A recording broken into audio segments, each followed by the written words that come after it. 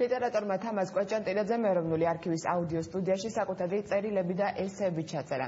ფონო არქივში ავტორის მიერ წაკითხული ავტობიოგრაფია, წერილი საკუთარ პედაგოგ სიმონ სხირტლაძის, საუბრები ქართველი მწერლების შესახებ, ასევე პუბლიცისტური წერილები შეინახება. ეროვნული არქივის პროექტი უკვე მეორე წელია გრძელდება. ფონო არქივში უკვე ინახება აკაკი წერეთლის, გალაკტიონ ტაბიძის, იოსებ გრიშაშვილის, პაულო იაშვილის, კონსტანტინე გამსახურდიას და სხვების ფონო ჩანაწერები. აუდიო ჩანაწერს კიდევ სხვა დატვირთვა და სხვა მნიშვნელობაც აქვს.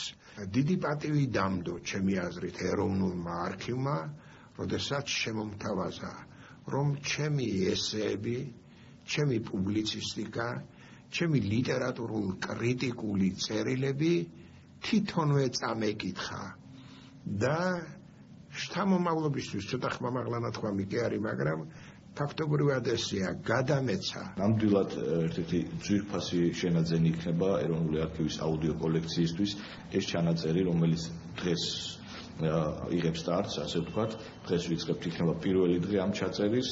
ეს იქნება 10 წლეულები დაცული ჩვენს ფონდებში და თავისთავად მომავალ თაობას ეს 100 წლის შემდეგ იქნება თუ 200 წლის შემდეგ საშუალება იქნება გაეცნოს ამ ჩანაწერებს.